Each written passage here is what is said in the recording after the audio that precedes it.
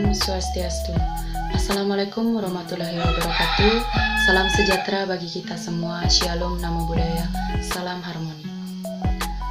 Perkenalkan, nama saya Gusti Agung Ayulandari dengan NIM 2114101164 dari program studi ilmu hukum, jurusan hukum dan kewarganegaraan Fakultas Hukum dan Ilmu Sosial Universitas Pendidikan Ganesha. Baik, pada kesempatan kali ini saya akan membawakan materi dengan tema penegakan hukum supremasi meminimalisir penyalahgunaan kewenangan. Baik, sebelumnya kita harus tahu apa pengertian dari supremasi hukum. Nah, supremasi hukum merupakan upaya menegakkan dan menempatkan hukum pada posisi tertinggi dengan menempatkan hukum sesuai dengan tempatnya.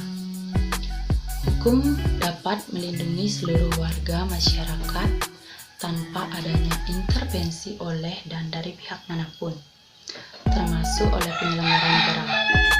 Oleh karena itu, supremasi hukum tidak sekedar ditandai tersedianya aturan hukum yang ditetapkan, melainkan harus diiringi kemampuan menegakkan kaidah hukum. Banyak sekali masalah dalam penegakan hukum pasca reformasi menghadapi situasi yang semakin kompleks dan pelik. Hukum yang semula diharapkan menjadi tiang penyangga dan alat untuk membangun kehidupan yang harmonis, berkeadilan, dan berkepastian dalam masyarakat yang tertib dan ternyata juga dilanda krisis yang tak kalah hebatnya. Seperti contohnya salah satu yaitu korupsi, konflik daerah, dan tindak kekerasan dalam bentuk main hakim sendiri. Kini masih marak menandai hebatnya krisis ini. Kekecewaan menjadi tidak terelakkan dengan kenyataan bahwa amanat reformasi untuk menegakkan hukum melalui pemberantasan KKN dan kasus-kasus lainnya menjadi semakin memilukan. Ketika penegakan hukum diterpa badai hebat dengan diketahuinya keterlibatan para penegak hukum dalam kasus KKN yang mencolok mata.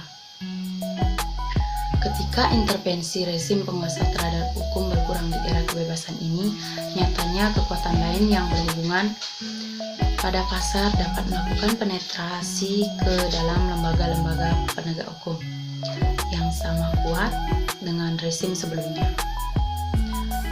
Nah, penegakan hukum yang bersifat tebang pilih tak terhindarkan meskipun penyebabnya bukanlah faktor politis seperti pada era sebelumnya.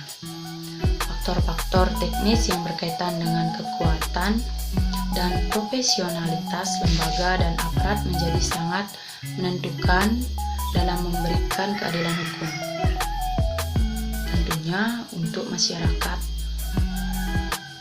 Penegakan hukum sangat bergantung pada aparat yang bersih, peduli, dan profesional baik di kepolisian, kejaksaan, kehakiman, dan seluruh jajaran birokrasi yang menjalankan fungsi-fungsi penegakan hukum tersebut.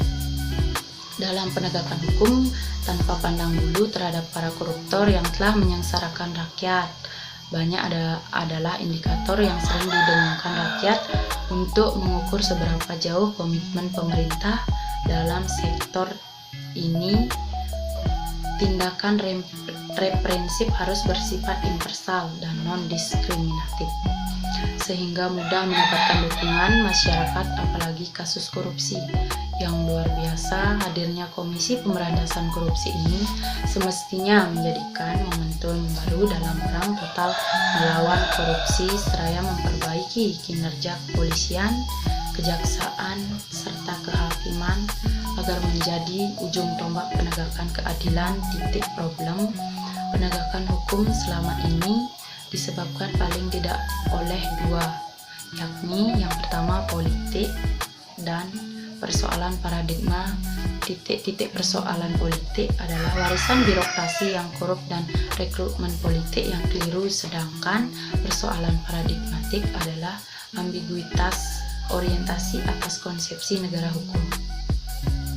Berdasarkan pemetaan masalah tersebut, maka solusi yang ditawarkan untuk politik penegakan hukum yaitu ada dua.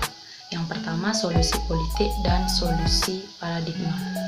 Solusi politik yang dimaksudkan adalah untuk mengatasi kasus-kasus KKN dan pelanggaran HAM warisan masa lalu perlu diselesaikan dengan keputusan politik yang tegas untuk memutuskan hubungan dengan kasus-kasus peninggalan Orde Baru. Yaitu ada 3 cara.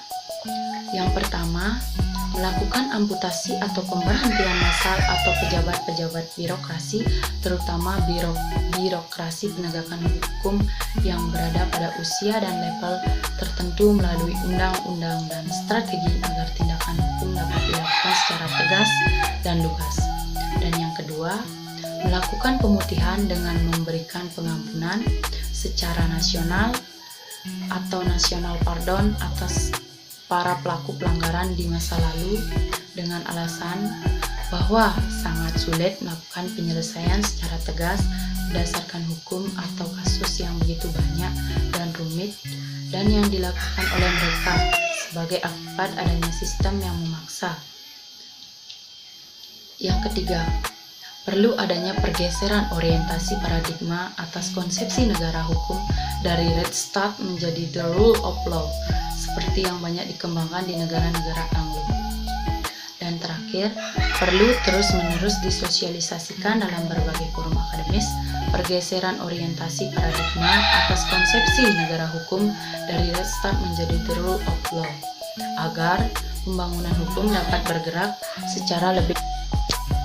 Dengan paradigma ini, maka setiap upaya penegakan hukum akan mampu melepaskan diri dari jebakan-jebakan formalitas, prosedural, serta mendorong para penegak hukum untuk kreatif dan berani menggali nilai-nilai keadilan serta menegakkan etika dan moral di dalam masyarakat dalam setiap penyelesaian kasus hukum.